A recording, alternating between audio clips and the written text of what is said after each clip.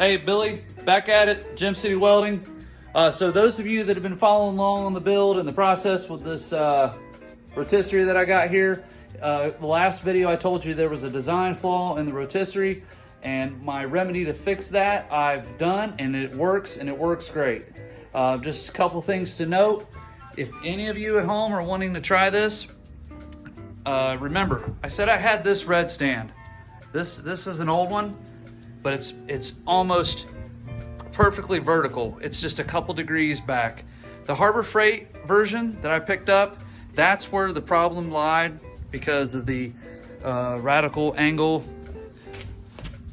and setback. So you can see, where I split it in the center, and I actually put an angle finder on it, which you can get these, I believe, at Harbor Freight relatively cheap. If not, try a place like Lowe's or Home Depot. So that just tells it was about 10 degrees initially when I started on top of the hoist, and all I did was make the cut in the center, bent the post to where it measured out at 0, which it is now, and that solved all the problems. This thing rotates 360 degrees, no problem whatsoever. So we're gonna keep it short today as far as the chit chat and just get to work. You guys are gonna see probably quite a few time lapses just because there's really not a whole lot of explaining as to, for what I'm doing. Angle grinder, cut off disc, gonna be removing some of this bracketry, cleaning up some of the factory weld seams so I can weld those a little bit better. And yeah, just trying to strip this frame down and get it as clean as I can. So we'll set you up, time lapse, be back in a little bit. And as always, thanks for watching. Talk to you again soon.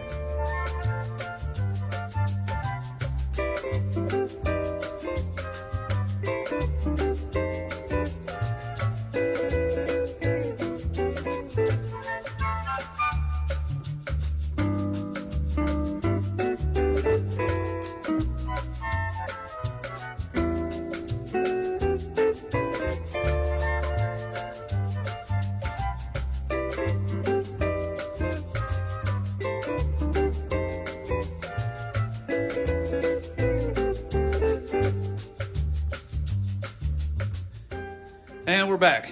So, as you can see, grinding wheel, cutoff wheel, makes quick work of all this stuff. Just trying to get some of these brackets off the inside of the frame. That guy right there, that was the one we talked about in the previous video. That one's pretty rough. That's gonna take a while of me using a grinding wheel, fiber wheel to clean that up, clean that welding surface up. Same here with this guy, that guy right there. It's just terrible welds, but that's how things were. Let's see, that's the transmission, that's the e-brake cable brackets. And I also did trim off the brackets that go to the bottom where the banana bar bolts to. Just trim those off flush on both sides there. So that gives you an idea. But now I'm gonna switch over to a flap disc and grinding wheels and try to clean up some of those areas. And then I'm also going to be cleaning up areas for the spring pockets. So like these factory welds here. That way I can add more welds to those before I add the reinforcement plates. Because I'm gonna have the goal is to at least have 10 batteries in this car, 3, maybe 4 pumps, not really sure which yet. Most likely 3, but we'll see.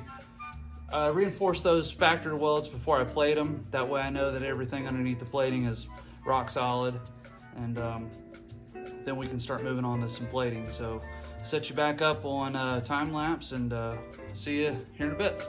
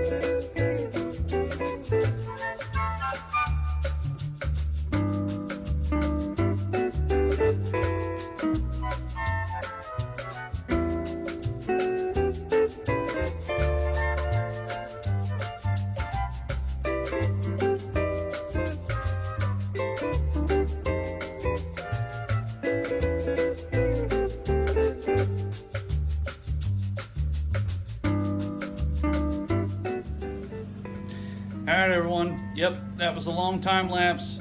Thanks for hanging in there. It's just cutting and grinding, you know, nothing that none of you can do at home. It's just a lot of time consuming work.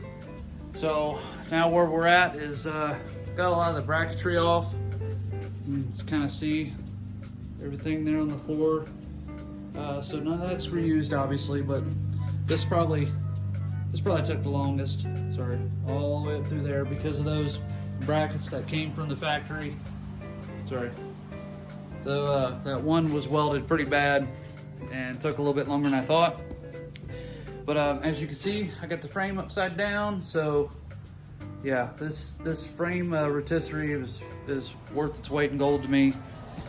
So I'm gonna flip this thing back over and do some more, and actually start to do some welding on the spring pockets like I had mentioned earlier.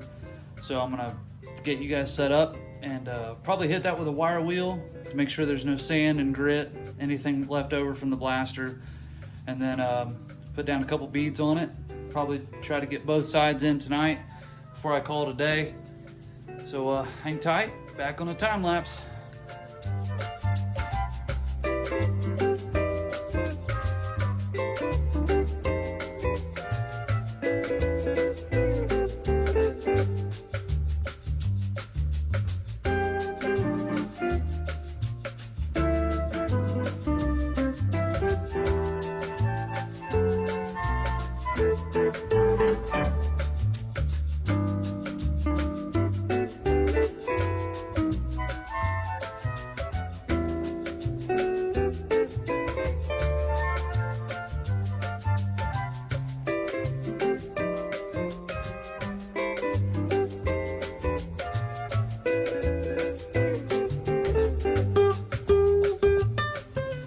All right, so after another long time lapse, this is kind of the idea. And all I'm doing is mimicking the factory welds where they were at in that location. Yes, I could weld these solid. I still might, not really sure yet. This whole area will be plated with steel plate by the time it's all said and done with. And as well as this side. Just trying to replicate what was there from the factory for some little bit of insurance. So that's what it's going to be looking like for the moment. But I think this is a good start. It allowed me to make some progress on the frame, and I'm going to be doing some more over the next couple days. So let's see, I think today's the 27th, so you guys probably won't see this till maybe the weekend, but just going to be doing some more of the touch-up welding on like the body mount areas, because they suffer from the same thing from the factory. I mean, that one's just, I mean, it's there, you know what I mean? But they could always have a little bit more added strength, a little bit of reinforcement before these areas get plated. Like, I mean, so we want to go over stuff like that. And you know, this whole area will be completely plated all the way up to the seam. So it's going to be weld on top of weld, but this is just peace of mind for me. So anyways, I think that's where I'm going to end this one, and I'm going to probably call it a night and start up tomorrow. So we'll see everybody again tomorrow. Hey, I almost forgot one last thing before I call it a night. When you guys were just watching the welding portion, you may have noticed that I did a small little weld, jumped around, did that small little weld, and then came back and did the center. That in my world is called backstepping. So the idea is that you make a pass, then you skip over an area, you make a pass, and then you come back and fill that area before. That helps keep down on, you know, excessive heat and warpage and stuff like that.